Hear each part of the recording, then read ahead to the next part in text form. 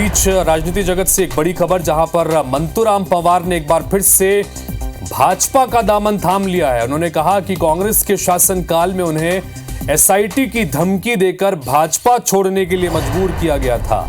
मंतूराम पवार ने यह भी कहा कि उन्होंने चुनाव नहीं लड़ा, ऐसा करने पर उनकी हत्या हो सकती थी।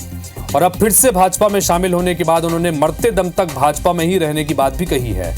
इस दौरान मंतूराम पवार से बातचीत की हमारे संवाददाता नरेश मिश्र ने। अंतागढ़ का वो उपचुनाव सभी को याद होगा, जहां पर मंतूराम पवार के आखिरी वक्त पर नाम वापस लेने की वजह से भोजराज नाग वो चुनाव जीत गए थे। भोजराज नाग जो आज लोकसभा के प्रत्याशी हैं, तब उन्होंने बीजेपी छूट में ज्वाइन कर लिए थे और बीजेपी के छोड़ के फिर वापस जब कांग्रेस आ गए, आज फिर से बीजेपी में शामिल हुए हैं। तब उन्होंने क्या कहा है, सुनिए जरा।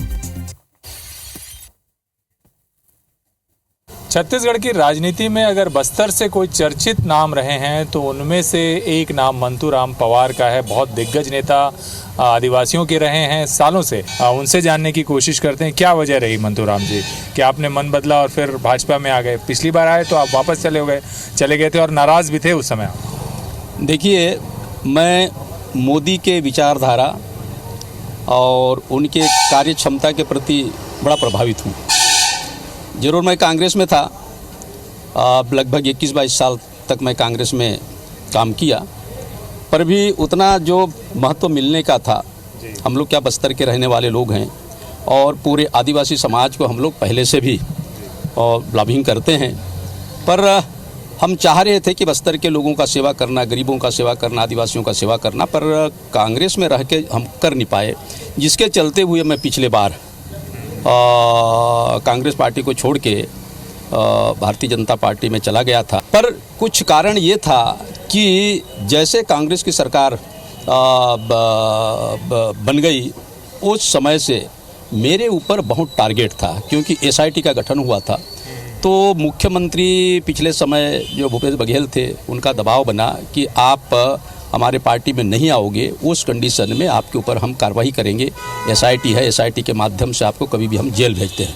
वो मेरा मजबूरी था। जैसे भारतीय जनता पार्टी सरकार में आई, विष्णुदेव साय जी को आदिवासी मुख्यमंत्री बना दिए हैं, जिसके चलते हुए ऐसा लगता है कि कहीं ना कहीं आदिवासियों को भारतीय जनता पार्टी बहुत ज़्यादा महत्व दे रहा है, जिसके चलते आदिवासियों का रुझान आज भारतीय जनता पार्टी को ज़्यादा अग्रसर हो रहा है। भूपेश बघेल जी को भी समय मिला, पर उस पीरियड में इन लोगों को छत्तीसगढ़ के लिए कुछ करना था, आदिवासी समाज के लिए कुछ करना था, आदिवासियों को लेके चलना था, आदिवासियों के लीडर को सब साथ में और आगे बढ़ाने के काम करना था, कुछ सेवा के भावनाओं से यानी कि छत्तीसगढ़ के आदिवासियों का सेवा करना था। मुझे यानी कि इनमें दिखा नहीं। और अब आप भारतीय जनता पार्टी के पास ही रहेंगे, क्योंकि आप क्या दावेदारी करेंगे टिकट की, क्या संभावना देखकर आप आए? नहीं, देखिए, मैं भारतीय जनता पार्टी के पास अभी सदस्यता लिया हूँ। अंतिम दम तक मैं भारतीय जनता पार्टी में रहूंगा। मंतूराम पवार जी हैं और उनका आपने सुना कि उन्होंने बताया कि कैसे वो फिर से भारतीय जनता पार्टी के साथ हैं और किस तरह से उनको मुश्किलों का सामना करना पड़ा और अब बस्तर की राजनीति में भाजपा के लिए क्या कुछ बदल रहा है।